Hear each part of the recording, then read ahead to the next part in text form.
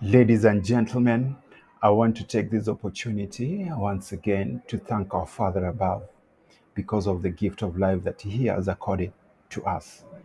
We don't take it for granted. It is by His grace and mercy that we find ourselves alive. In today's podcast, I want us to discuss a very important infectious disease that has come as an outbreak in parts of East Africa, precisely DRC, and that is the monkeypox.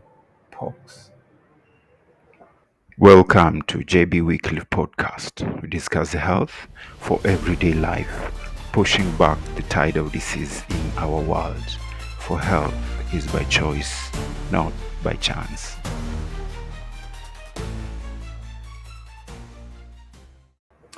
Monkeypox is a viral infectious disease, and according to research, it is a zoonotic disease. What do I mean by zoonotic? Zoonotic is a disease that originates in the animals but can be transmitted to the human family through any other way.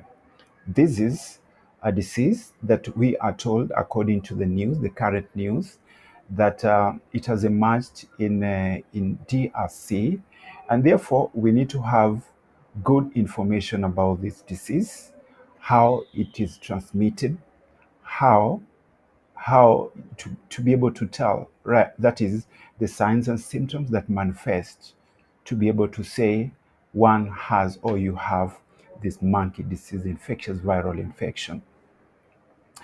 And then, of course, we are going to see, most importantly, how to be able to prevent it.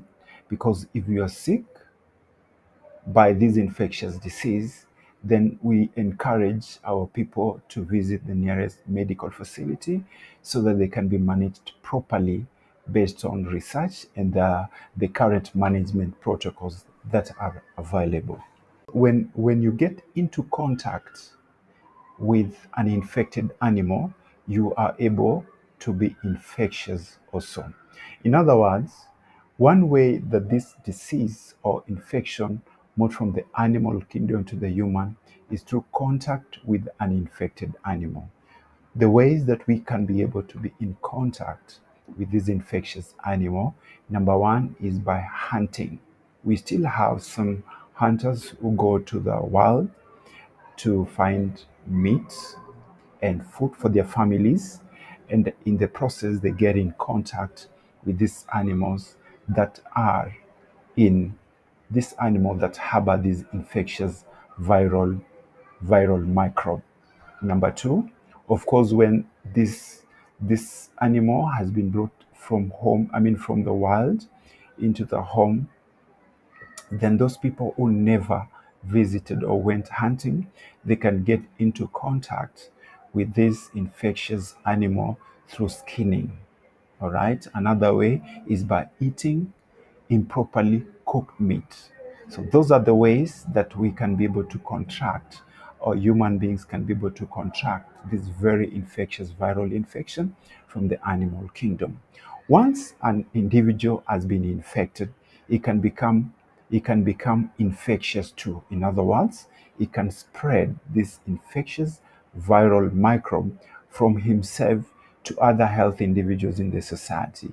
How does this occur? Number one is through close contact with an infectious person.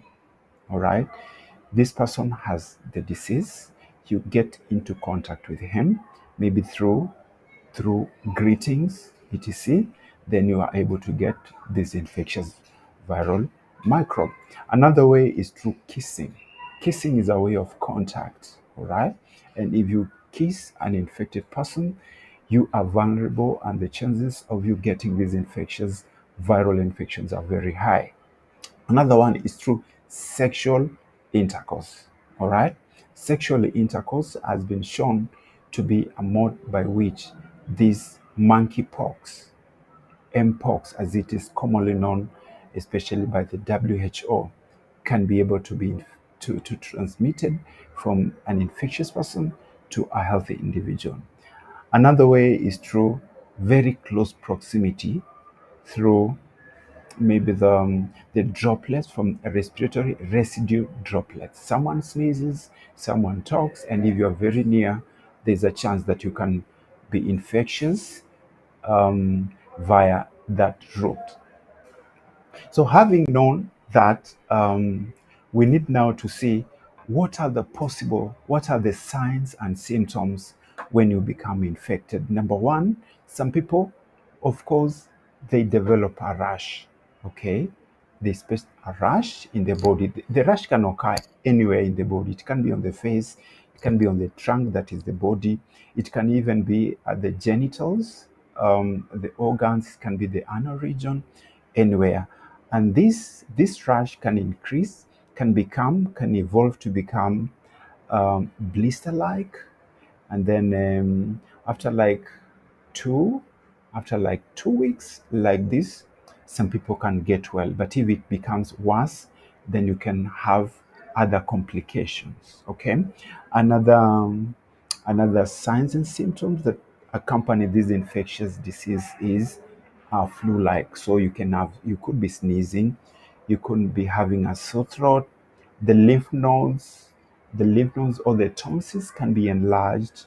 And then, of course, because it's viral, you're going to feel malaise, general body weaknesses, and unwellness, which is associated with hotness of the body, what we call fever in the medical context. Okay. So, number one, for you to be able now to prevent, how do we prevent? Number one, you have to know the current, because this viral normally occurs as an epidemic, and it has been shown to originate in parts of Africa, specifically East Africa, um, like countries like DRC. Like currently, it is in DRC and it can spread everywhere. Of course, there's some cases which have been seen even in Europe, even Scandinavian countries. And so anyone can be infected, okay? The only thing is for you to be in contact with the animal which is infected or a person who has been infected. And the virus can spread from those people or those animals to you as an individual. So we need to take precaution as individuals so that we can mitigate. All right. So, number one, we need to wash our hands with soap and water. This was very much elaborated and it was very much advocated for even during COVID. All right. So, because it's viral and because we have seen its contact, so you need to wash hands and with soap and water. Number two, you need to be aware of the symptoms that can indicate that someone or is suspected to be having it. And as a result, please isolate yourself from such an individual. And if you are the one who is infected, please isolate yourself. Don't come into close contact with people in a large crowd or population. What you can do, you can go to the nearest medical facility, tell them I've traveled maybe to an endemic area where the outbreak is, and I suspect I could be having these infections. As a responsible and a human individual, you take that precaution so that you may not infect other people. Okay. Another way, of course, generally we need to adhere to the 8 principles of health, where we eat good nutrition, where we have adequate enough time to sleep, because that way our immunity is strengthened. We drink a lot of water, we exercise, we eat a lot of vegetables, a lot of fruits. This is a source of vitamin C, and so that our immunity can be strengthened. You find that people whose immunity are well strengthened, even this infection, just when it gets access into the body is well able to fight this back. And maybe if it was supposed to be severe, it may not be severe. So let's take precaution. Let's be aware that this is something that has occurred in DRC. It can occur anywhere. Let's be aware of our drivers, the long distance drivers, because these are the people who go to different countries, and they can also be found in those areas where the outbreak is, and they can easily bring in the infectious disease to other parts of the world. May God bless you so much.